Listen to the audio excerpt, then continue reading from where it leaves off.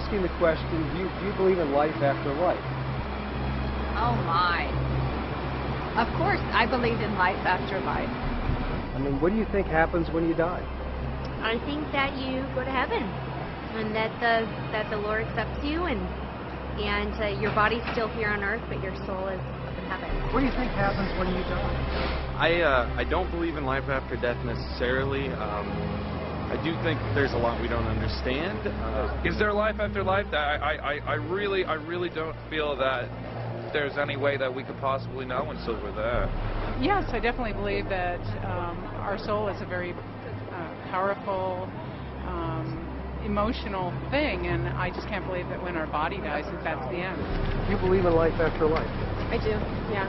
I've had a lot of family members that have had experiences with people like coming back after they've died, so yeah, I do.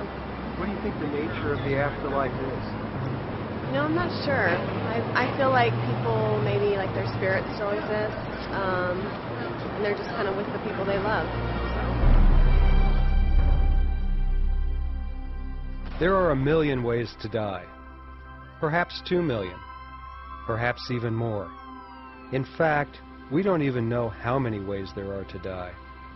But one thing we do know is that a high percentage of those who die have what is commonly known as a near-death experience. Many people report going up a tunnel and seeing heavenly bodies bathed in bright light. And a good number see their life flash before them in a life review and even enter a heavenly realm. We have many representations of near-death experiences all around us. Artists down through history and in every culture have been there to record these heavenly encounters. It's as though mankind takes a common path to heaven and always has. I know all about near-death experiences because I have written about them, 9 books in all, with a number of the field's top researchers. I have looked at death in many ways and in many cultures.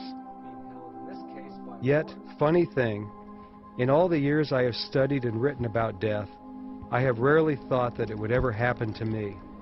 Most of the time I thought that I would always be here, a permanent inhabitant of the living world. What was it Sigmund Freud said? When we attempt to imagine death, we perceive ourselves as spectators. Like most everyone else, I too imagine myself as a spectator. I hid behind my writing, safe from mortality. I had a box seat in the stadium of mankind, an eternal observer in the game of life. Then, reality paid me a visit. It was a beautiful day with spectacular light and clean air. It was, as they say, a good day to die. I was out taking a walk in the desert when, out of nowhere, my heart began to race fast and hard like a runaway engine. Before long, I was down and out. In a lucid moment, I realized that I could easily become the subject of my own work. I imagined what that would be like by remembering stories used in the books I had written. No longer did I believe that the only thing wrong with immortality was that it goes on forever, or that it was a fate worse than death. I wanted real answers to the age-old question, what happens when we die? I decided to go to people who knew firsthand what happens, near-death experiencers. Accidents or illness had brought these people to the brink of death. They had looked down into the abyss and found it to be, well, quite pleasant actually. If not, why were they laughing all the time? I also went to researchers who had analyzed thousands of these near-death experiences and who had come up with some amazing conclusions about God, heaven, and the afterlife. These were guys I had written books with. Funny, isn't it? I always thought I was writing those books for other people, not myself. And then I talked to people all over the country and from all walks of life, just to see what the person on the street thought about death and the hereafter. Their answers were proof that I was not the only one thinking about the big question. I don't really believe in any kind of afterlife of any kind. I think, you know, when you die, you go back to wherever you were when before you were born, you know? I hope that you go to heaven. I think that you do. I've never thought there was anything wrong with just at least believing that you go to heaven. It's not going to do you any harm, so I hope so. Yeah, well, I think that we're spiritual beings that have existed before this time and exist beyond this time, and, you know, this just happens to be where we're most aware of right now. I really don't agree with the whole life after death thing, because if it really was life after death, what's the point of even being alive, you know? I think that there's some sort of afterlife. Your spirit goes somewhere. Honestly, I don't know, really.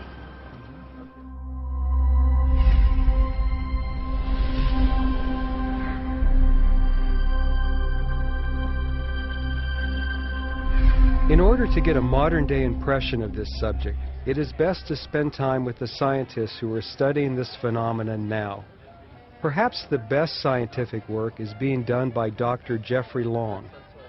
We co-wrote the book Evidence of the Afterlife, which is filled with his astounding findings about death and the beyond. Yes, I did say beyond.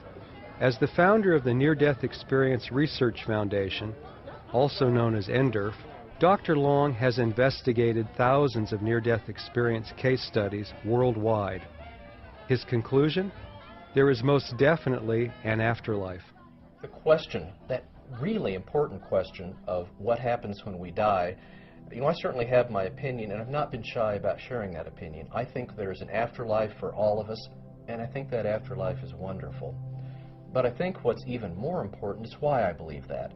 What evidence is there? What is that line of thinking? What is that chain of evidence? What have we consistently observed in multiple studies, including the NDERF study, that leads me to believe that? And I think, me, personally, are compelling evidence that we all are going to have an afterlife, that is something that we're all going to experience. Our consciousness, who we are, is going to survive our bodily death. And we're going to go on into an afterlife which so many near-death experiencers have heard from call it their real home. One of the most significant lines of evidence I have that near-death experiences prove the existence of an afterlife is the out-of-body observations that near-death experiencers make. Nearly half of people who have a near-death experience will have an out-of-body state. We'll call it an OBE. During that time, their consciousness rises up, and usually from an area above their body, they can observe both their own body, often frantic resuscitation efforts, and other earthly ongoing events going on, again at a time that they're often clinically dead. Part of my study was to look at 617 near-death experiences. We found 287 of those near-death experiences involved observations of earthly, everyday events at this time when they were unconscious or dead. And to my considerable surprise, we found that an unbelievable 97.6% of the time, every observation that they were making, everything that they shared in our survey in their narrative form was realistic. In other words, there was nothing that seemed unrealistic about their observations of earthly events to either the near-death experiencer or to myself personally looking over their narrative. The number of people that described a near-death experience while they're undergoing general anesthetic. To understand how amazing that is, understand that when you have a cardiac arrest, you have no potential for a conscious experience. But also, when you're under general anesthesia, you're under a blanket of complete sleep. You have no potential to have any kind of memory, any kind of conscious awareness because of the general anesthesia. But put the two together, if you will, there's doubly no reason for you to have any memory or any conscious experience. And yet, that is when these near-death experiencers describe their experience. We know that's true because they typically describe in the out-of-body state during their near-death experience, with their consciousness above the body, they see, and some have described dramatically, their electrocardiogram, a measure of heart electrical activity, flatlining. There's the immediate frantic resuscitation efforts that they watch from their ringside seat above their body. And as time goes on, they go on and have a typical near-death experience. But in our study, we found 23 near-death experiencers that had their experiences while under general anesthesia. I compared 33 elements of the near-death experience to other NDEs, that being experiences not associated with general anesthesia. And the conclusion, the take-home lesson from my study was the two groups of near-death experiences are essentially identical. absolutely amazing. Near-death experiences happen, and they are typical near-death experiences, even if they occur under general anesthesia. To me personally, I am astounded when I encounter near-death experiences that occur in the blind that involve vision, but especially near-death experiencers in those born blind. I've interviewed at length a near-death experiencer who was born blind, never had any visual perception during her entire life, and yet when she had a car accident at the age of 22, all of a sudden she had vision, and described in great detail what her body looked like in the emergency room table below, went on to describe a typically highly visual experience. And again, there's absolutely no medical explanation for this possible. In my research, I found that a fully 96% of the time near-death experiencers described meeting familiar beings that they knew from their earthly life, that these beings were deceased at the time of the near-death experience. And actually what's interesting is the number of near-death experiences where they encountered somebody who seemed familiar, but they didn't know who it was. And only when the near-death experiencer looked at old family portraits, all of a sudden they would go, aha, that's the individual from my near-death experience, say a great-grandfather, a great-great-grandmother, people that they never even met in their life. And yet there, by studying old family portraits, later on after their experience, suddenly connect the dots and realize dramatically that that was who they encountered. We found in our study of near-death experiences, not only from just around the world, but even in very different cultures, in non-Western cultures, the core element of near-death experience seems to be basically the same. Near-death experiences are far more similar than they are dissimilar. It's amazing to think, you know, whether you're an Arab in Saudi Arabia, or a Hindu in India, or a Christian in the United States, the core NDE experiments, what happens when you nearly die, that elements of the near-death experience all seem to be the same.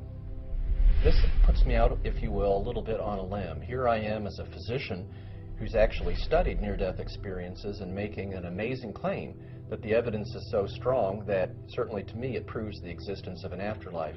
For thousands of years, the great religions have said, take on faith that we have life after death. Take on faith that there's more than just what you see and live in our earthly existence, that you are more, that you are a magnificent being that lives on and on after you die.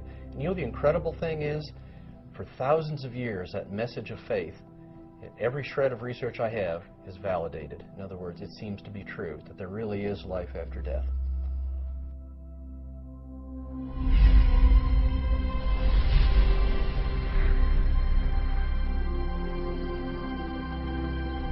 If you want to find a concentration of NDEers, you might try going to one of their conventions.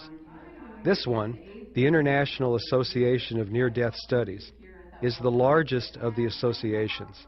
They get together every year for fellowship and lectures. And yes, to tell their stories. If you ever had doubt that heaven awaits you, a day at an IONS conference will erase that. The NDEers in the group, those who have actually died and lived to tell the tale, are so anxious to tell their story of death and rebirth that they wear a red dot on their name tags so they can be recognized. I nabbed the first 4 red dots I saw and asked them for interviews. What I heard made my jaw drop. First up was Martha St. Clair from Salem, Oregon. In 1974, she was water skiing on the Sacramento River when her arm got wrapped in the rope. She was dragged underwater and nearly drowned. I found myself going through a dark tunnel. It felt like I had been there before, and I had this sense that I was going home. There was gorgeous flowers and colors that you don't see on Earth. It's like I had my body, but it wasn't a physical body. It was like kind of like a light body. I didn't really look at my body, but I sensed it was like full of light. And I found myself in the universe, just stars and galaxies, and it felt completely normal, like I was home. Boom, I was just back in my body. There was no no, please, can I come? It wasn't any agreement, just boom, I'm back in my body. And I didn't really know what to do with my experience. Back then, this was a year before any near-death experience books had come out. I had heard nothing about it. And when I told my family about it, even though they could see my arm was damaged, they were like, that didn't happen to you. It frightened them. They didn't want to hear about it. I really had no one to talk to about it. Now I have a counseling practice, and I comfort people with hospice. And the main thing about my near-death experience is that I've always felt my whole life much more connected to the other side. But I'm always tuned into heaven. I'm always tuned into that energy. I have no fear of death whatsoever. And I can't wait to go home again. Jesus said that in my house there are many mansions. If it were not so, I would have told you so. So I only tapped into a small part of the huge universe, you know. But I believe there's different places, and that's why people go to so many different levels of consciousness. So how do you know you weren't just having this hallucinogenic high experience? However, in my hippie days, I've had some drug experiences, not extensive, but enough to know this was nothing like that. And I've had acid. Never was crazy about it. Nothing like that. There's nothing that compares to this divine light that we see. And the thing is, it happens to our soul. It happens to our soul. So I feel glad I can tell you that. Glad I can share it with you, and I know it's true because I've had the other experiences too. Then there was Gary Guthrie, who had a near-death experience in 1982 in South Africa as the result of a blood infection. I became very sick, and I thought, well, this is just the flu or something. And New Year's Eve came, and I spent the night partying and went to bed about 3 a.m. and at 6 a.m. I woke up with tremendous, the blood was really getting to my heart and was going awfully fast, and it was that moment where I felt that I was going to die. So I just prepared myself to die, and it was that moment that I looked out of the window and I saw the sky opening and a light coming through.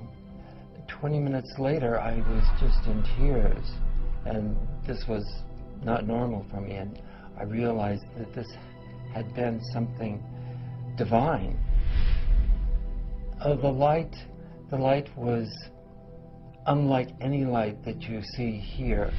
It was unlike any light I've ever experienced before. It was very loving and very healing, and it embraced you in its warmth and its love, and it's nothing I had ever experienced before that or since. I was 30 at the time. I was teaching school, teaching overseas. I was working in the Philippines and living a very Hugh Hefner kind of life. But the near-death experience changed all that. I began to think more deeply about, well, why am I here, and what is life all about, and where do we go after this life? For about a week after my near-death experience, I had sort of a vision as I was going about my daily activities of what life could be like in South Africa. I felt that people did have a love for each other, and they showed kindness towards each other, and that there was a united feeling among each other, which on the surface wasn't true, but I could see it as sort of what the future is going to be like in South Africa. The light speaks to people in different ways. It's all intelligence, it's all knowing, so it knows the individual, and it speaks to the individual according to their individual needs and their awareness and their readiness to accept a higher life. Barbara Bartolomeo of Santa Barbara, California, had a near-death experience as the result of an injection of dye during a pre-surgical myelogram. She left her body and saw vivid details of the panicked events to revive her. The last thing I saw before I passed out was him checking to where his finger was on the button and then realizing oh my God, I've got my finger on the wrong button and I've lowered her head, and this look came across his face.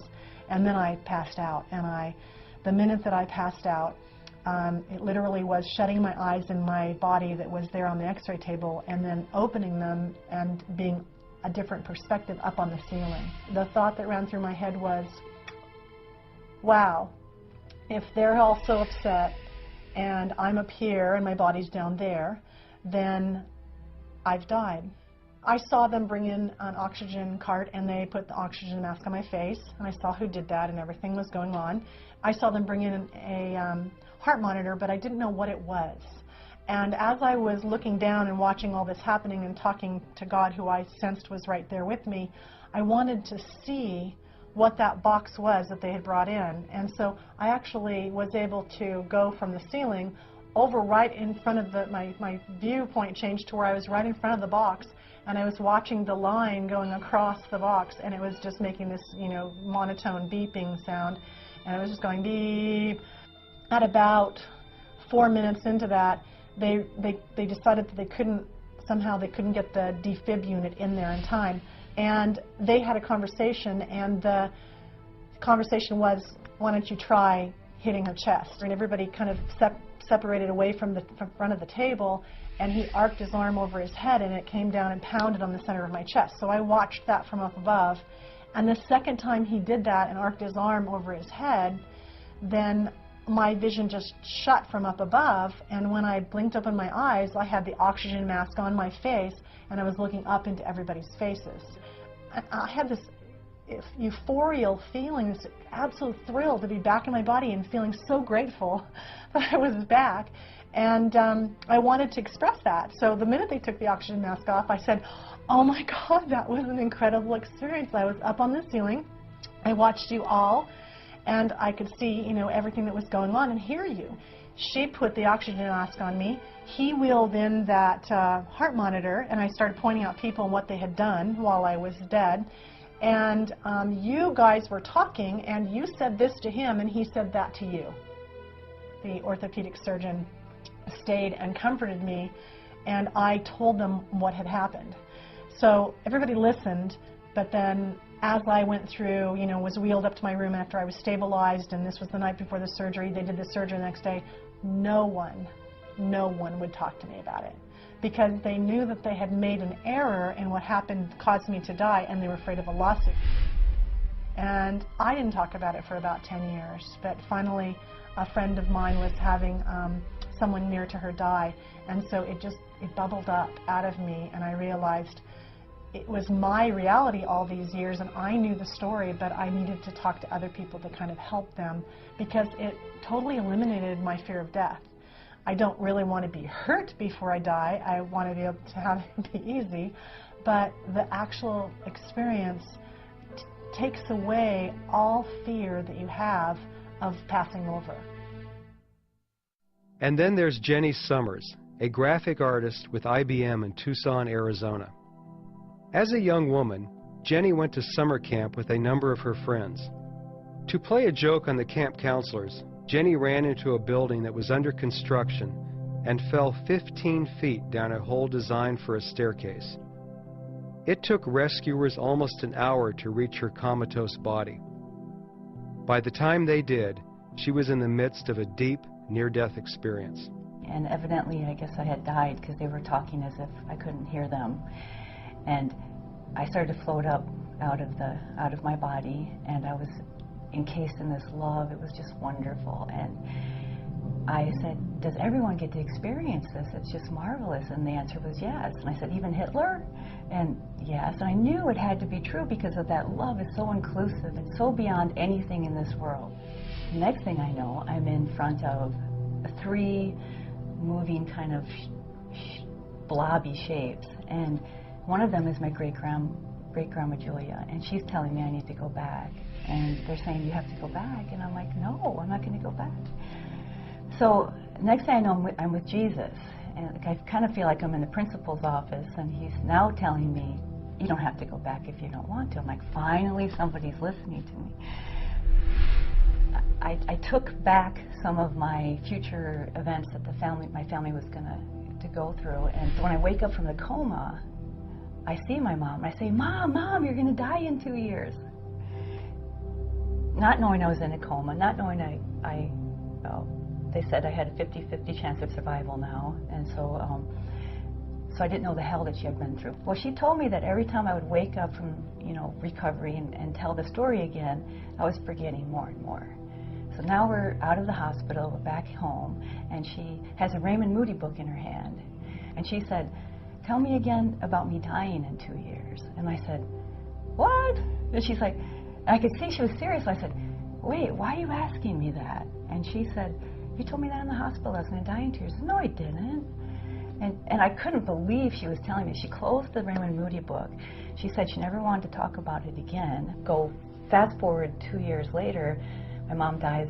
She's in a car wreck with my sister. My sister's the driver, but they got hit head on. And Teresa survives, but my mom doesn't. It's about reconnecting to who we really are. It's a universal mind that we reconnect to. It's kind of like here, we're unplugged from our source, and we try to take our plug and plug it into each other and things. This person's going to make me happy. This car's going to make me happy. And we keep trying to draw our energy from people, things, this dimension. And every time we take that plug and we connect it back to our source, then we become full. And then we become connected. And so now I realize I don't need these outside things. But I can be that light and memory, that energy that reminds people to not plug into each other, but to plug into God.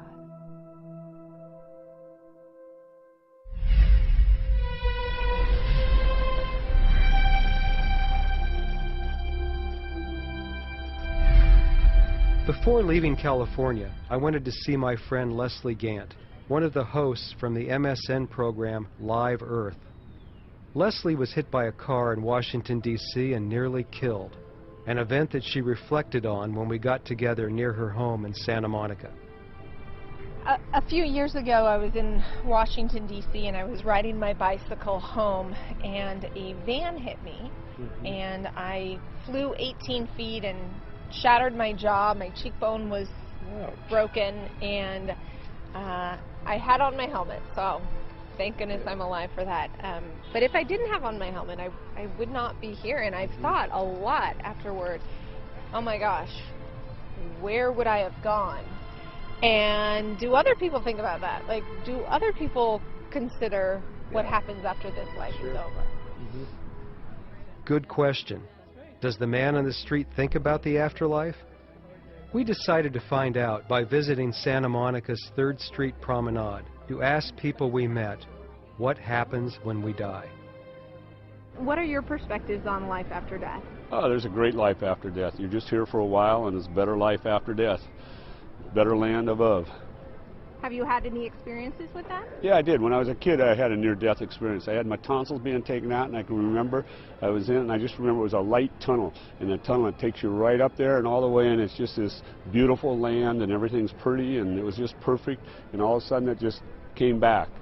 I don't have any specific thoughts about it, but I think that it's gotta has to be something, because everything here it can't just be as it is.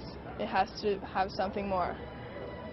I fully believe that there is something after we die, but it's up to us if we want to cross over. Me, I think nothing happens. I think, that's a cycle of life. People die and it's over with. I don't think there's any mystical ascension or anything of that sort. I guess I won't be seeing him in heaven. That's where I'm going. So, yeah, that's what I think happens. You do go to heaven or hell, just depending on, I guess, what you did through life. So I guess I subscribe to the Christian point of view. I think about the finality of it, and I think about that. I don't want to think about it. Well, I think when people die, it's just like candle is blown out.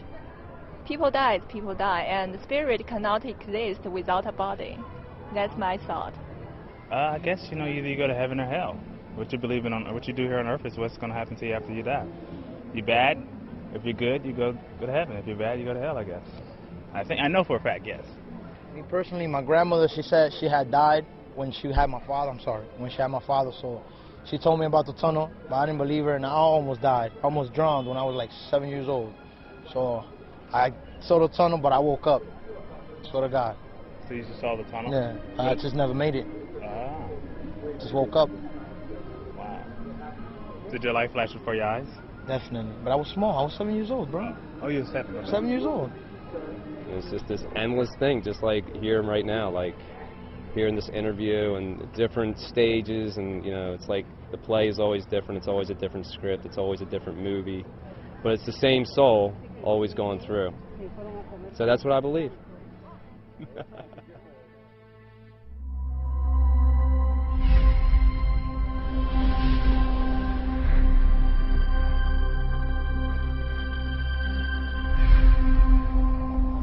I arrived at Dr. Raymond Moody's house in Deep South, Alabama. Raymond, how's it going? Hey, man. How you been? Good. I'm here to talk to you about the afterlife. Yeah, well, that's my favorite subject. Okay, let's do it. Let's go talk about it.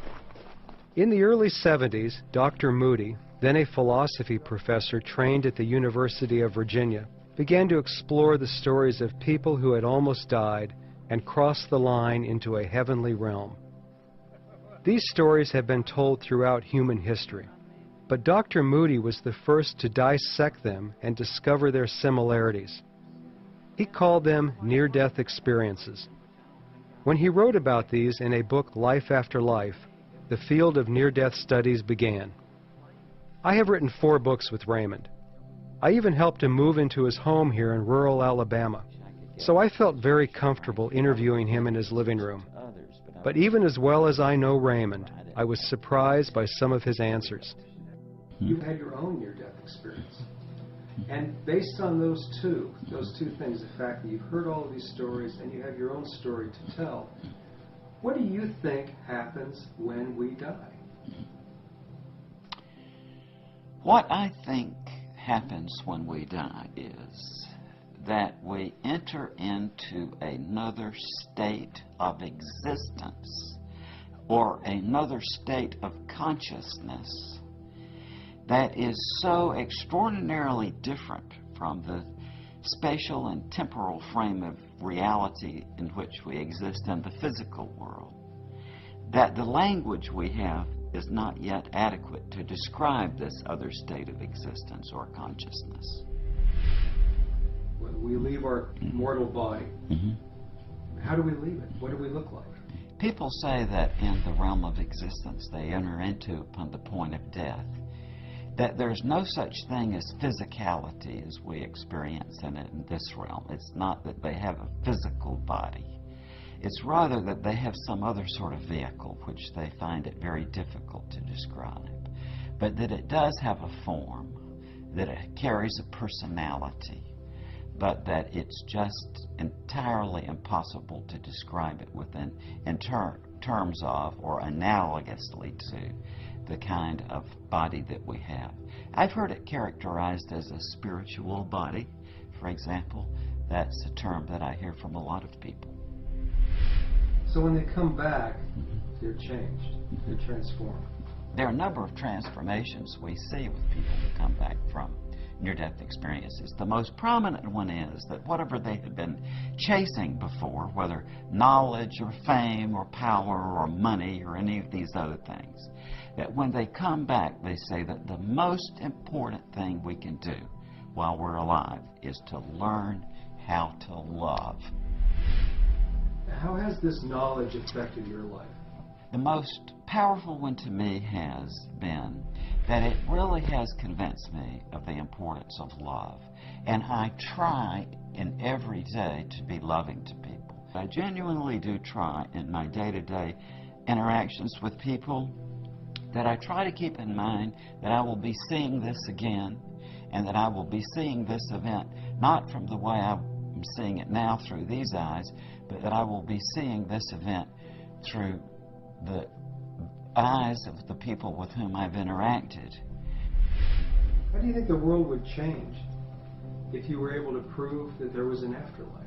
Many people get to thinking about this and they think, oh, if that were the case, then we'd all love each other, and there would be nirvana, and there wouldn't be any problems in the world. But I don't think it would bring people to a state of, complete love and make everybody saints and so on. I honestly don't accept that. But there is one thing that I am absolutely sure that a rational proof of life after death would do. And that would be that it would fundamentally alter the structure of the human mind. If we could have a rational proof of life after death, then human beings would never again be the same, because the entire structure of our cognitive mind would be expanded. What I can honestly tell you from the bottom of my heart is that I accept that there is a God, and I have a relationship with God, and I talk with Him all the time. What I honestly don't know yet, from the rational point of view, is whether life after death is in His plan or not. And it may well be, if you think about it, that God has something in mind for us that is even more remarkable than what we might call a life after death. In other words, I love God, I have a trusting relationship with God. He hasn't told me anything yet about an afterlife. I'm just going to have to wait and see. The next day, I went back to Dr. Moody's to talk to him about his next field of study, shared death experiences. He feels this subject may provide the best answer yet to the question, what happens when we die? Simply stated, shared death experiences take place when bystanders at the deathbed have the same experience as the person who is dying. Sometimes they say that they went up a tunnel or had a life review with the dying person. Now, the implication of this, if you think about it, is that this really does throw a monkey wrench in the traditional way of debating about near-death experiences. Right. Because what the physiologists tell us, who say that these experiences are hallucinatory, is that as the person is dying, the oxygen supply to their brain is lowered, and hence they have these hallucinatory effects. But if that's true, why would the bystanders have the same kind of experience? Sure. Well, why would they? That's very difficult to explain. And I think that once these findings come out and are thoroughly understood by the public, we're going to be into an entirely new dimension of discussing near-death experiences, because that old standby that, oh, this is just hallucinations caused by brain damage, that's out the window with these empathic death experiences. Now, if you don't mind me saying this, you and your family had a shared death experience at the bedside of your mother. I did indeed. In 1994, when my mother was dying, my wife and I and my sisters and one of my brother-in-laws were there, and all had astonishing experiences at the moment my mother died. I think it's one of the most exciting fields to study. Oh, yes, Paul. The study of afterlife studies, I think this is one of the most exciting. Paul, this is the new frontier of knowledge, because now we have not only this awareness that these near-death experiences are not confined to the people who almost die, but kind of leak out by whatever unknown means to the people standing around. And it is a very paradoxical and astonishing thing to wonder what is going on here. Men love to wonder, said Ralph Waldo Emerson, and that is the seed of science. I am reminded of that quote whenever I am with Raymond Moody. For half of his life and counting, the good doctor has pursued the big question of religion, science, and philosophy. What happens when we die? But there are people out there, millions of them, of all races, creeds, colors, and religion, who don't need a scientific answer. They know from experience.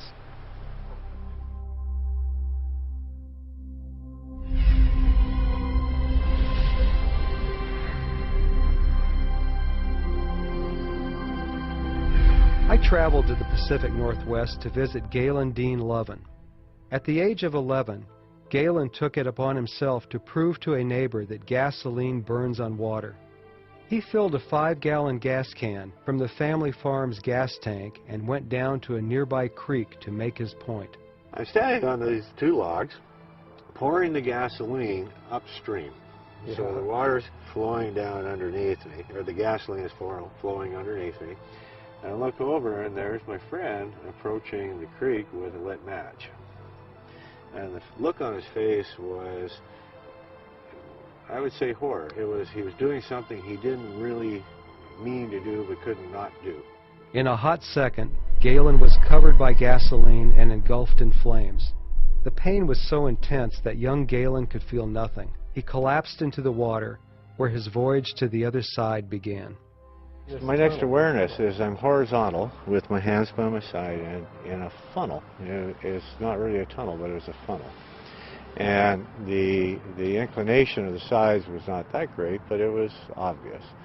And I was horizontal, dead center, and I was moving along, and I was aware of my body.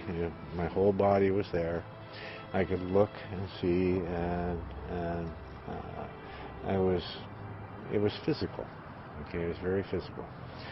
And inside the cone it wasn't a vacuum, but it wasn't anything in particular other than something. I knew outside of this funnel there was more substance. It felt more solid on the outside of the funnel. I'm moving along a bit, and then look ahead, and I see this little tiny pinpoint of light, a little white light. And at that point, my speed really picks up. So I'm accelerating like crazy. It's not that I reach a fast speed and stay at that speed, but every millisecond I'm moving faster and faster and faster and faster. As I'm doing that, the sides of the funnel are expanding away from me. I'm still dead center. I'm still physical. I'm still able to look around. And this feeling of excitement, this feeling of anticipation, this feeling of joy was just overcoming me. It was all bursting out of my chest. It felt so good. And just at that point when I'm almost there, I mean, this light is big, the sides of the funnel are pretty much gone, and I'm almost in the light, right? Wow, I wake up in the bottom of the stream, and I am just furious. That was my first instant reaction, even before I really was aware that I had slime in my mouth and everything else, I was just pissed that I was here.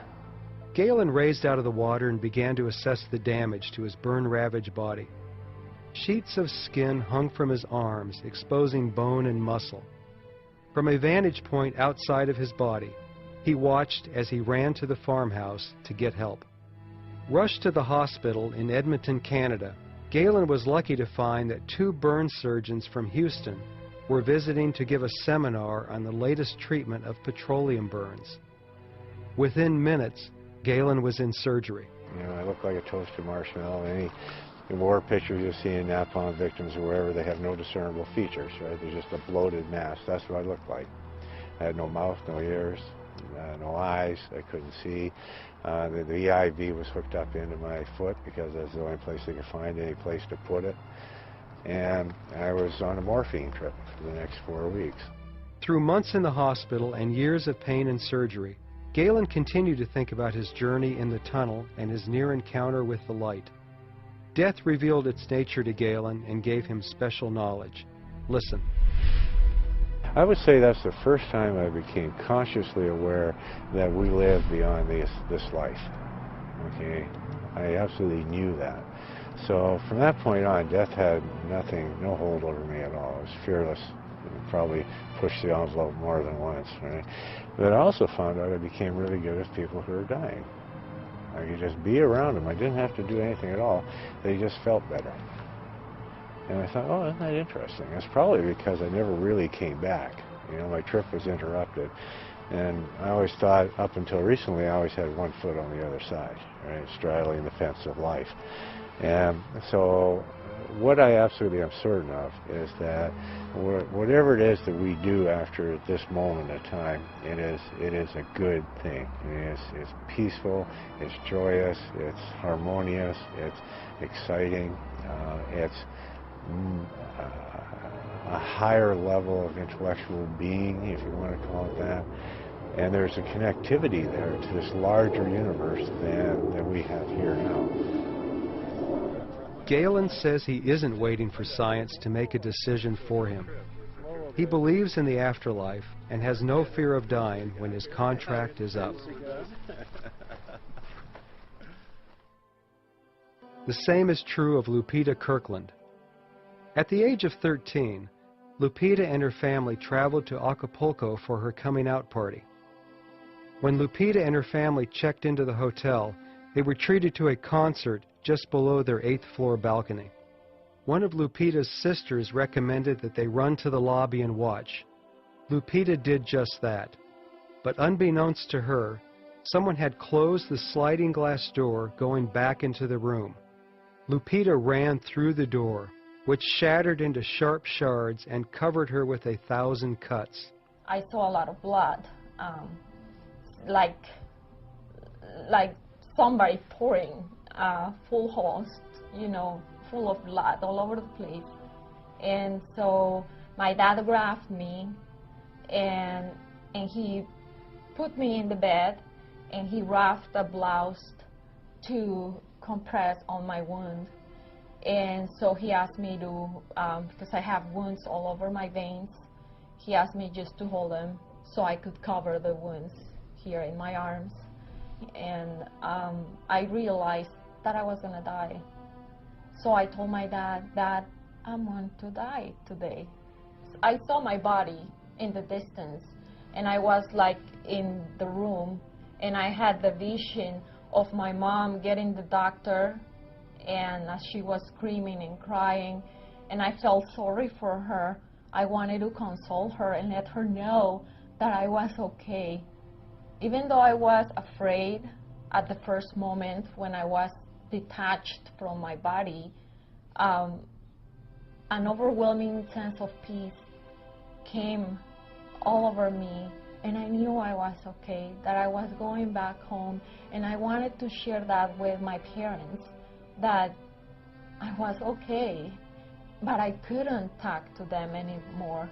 And I saw my dead body just laying there, and the doctor came, and I remember him saying, "Oh my God, she's not gonna make it."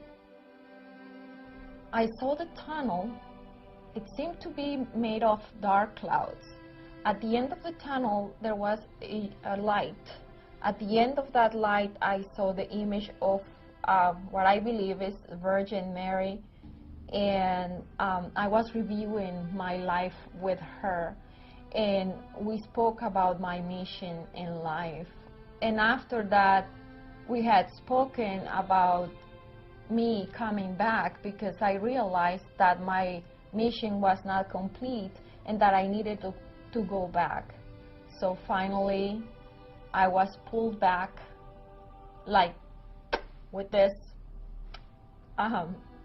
reaction, you know, and I felt how my soul entered into my body, like it was strong, and I was feeling how the doctor was performing the CPR, and I remember the huge pain in my chest, and all the pain, the physical pain, came back to my body after I came back, and I was trying to get all the air I could into my lungs. Like I could not have enough air. And the doctor saying, "She made it, she's back, let's start stitching." The doctor had no anesthesia, so young Lupita was forced to suffer through the painful but necessary ordeal of being sutured with no painkiller. He had to stitch 4 layers in my neck, and he started with the aorta, and it was a very painful experience in which I was literally screaming and thinking. It was a mix of feelings between not wanting this pain again, like sad for having to come back, but at the same time I was mesmerized by the whole experience. after I started to talk about my experience, I told my parents that I knew the doctor met my mom by the 3rd floor. And my mom was like in shock, like, who told you this? And I said, I saw it. And she said, no, somebody told you. No, I saw it. So they could not believe what was happening. So I said, I need to go back and thank him for what he did. So we went back to Acapulco a year later. We went to the address, and particularly in that address, there was no house. Everything was like an empty lot, and there were houses around. So we started to look around for him and ask for his name, Jesus or Jesus. I never found him. How has this affected your life in the intervening years? I didn't come back the same. I was a different person. I was more spiritual, and also I became a more compassionate person, concerned for others, and feeling a sense of love. You're not gonna die. This is just a transition. You're gonna see and you're gonna meet home, and you'll be fine. Take all the love that you have gotten here in this world, and just remember those beautiful moments and take them with you and share them with God.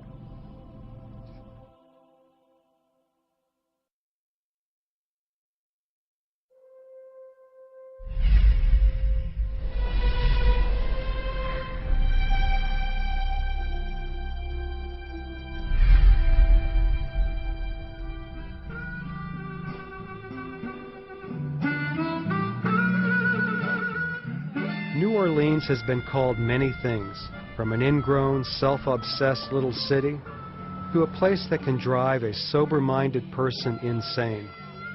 The religious and the profane love this noisy, drunken city on the Mississippi because it confirms their mutual belief that the likes of Sodom is alive and well in the world. And both camps can definitely agree that this American city made it through a near-death experience at the hands of a hurricane named Katrina. And it is here, in this city of death and resurrection, that I brought together our scholars of the afterlife, Raymond Moody and Jeffrey Long, to summarize their feelings on mankind's greatest question: what happens when we die? Brought you here to New Orleans to talk about the afterlife, namely what happens when we die. What does your research tell us about that? And also what you can talk to people about who are afraid of death. What you can say to them, because you're both the experts. Well, Paul, I can say positively that I think we do know a little bit about the entranceway to the afterlife now. We know that initially people go through experience of seeming to leave their body, going into a realm of light, seeing their relatives who passed away, reviewing everything they've ever done. And as this extends, I gather, they are able to continue their intellectual pursuits, and also that love seems to be almost the foundational organizational principle in the afterlife, that we still maintain love and that we still have our personal identities to some degree intact. Absolutely fantastic, the research we're doing.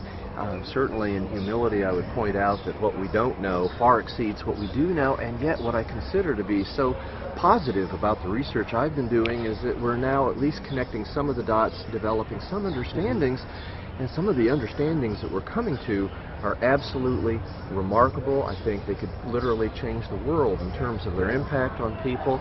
If people could just know what we know, that we don't really die, that there is an afterlife, it's for all of us, it's wonderful, and that we don't have to fear death. But yes, you guys have taken the research so far. I mean, I'm curious to know what you can say to people who fear death. we have every right to say to people that you don't need to fear death.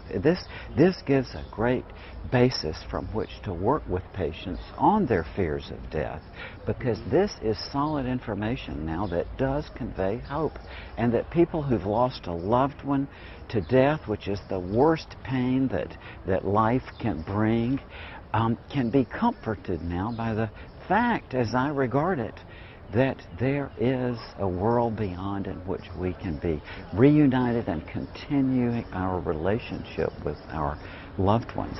And Paul, I think in the books that we've all written together, what I think is most important is that this is not wishful thinking, this is not speculation, this is solid evidence based on solid principles, research with scientific basis, and it's with that underpinning, with that knowledge that we've gained through our research over the years, that we can have that confidence in saying, yes, there is an afterlife. And there it is. Maybe the void we all fear at death isn't a void at all, but instead a gateway to an afterlife. Perhaps our death is, as Dr. Moody said, an experience of love and learning so unique that we can't perceive it without the help of God. Perhaps at death, our life has just begun.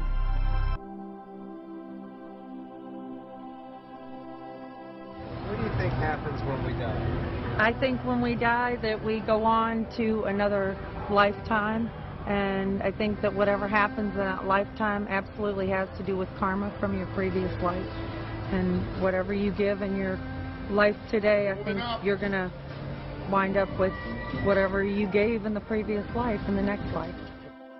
I think your soul, like when you die, your soul just basically goes to heaven or hell. And it depends on how you live your life. That determines like basically where you go. So hopefully mine will go to heaven. What do you think happens when you die? Okay. Go for it. I don't think anything happens after you die. You just die? You just die. Soul goes nowhere? No. What do you think happens when you die? Heaven or hell, but I'm going to heaven. Yeah. One day I'm going to get on track where my beliefs actually line up to what I'm doing, but that's just my belief. What do you think happens when you die? Your body goes to the ground, your soul goes to heaven. That's your other life. It's called the land of milk and honey. Jesus promised, whosoever believes in me shall sit at my right side of my Father. That's in the Bible. I think when you die, you're happy. That's what I think.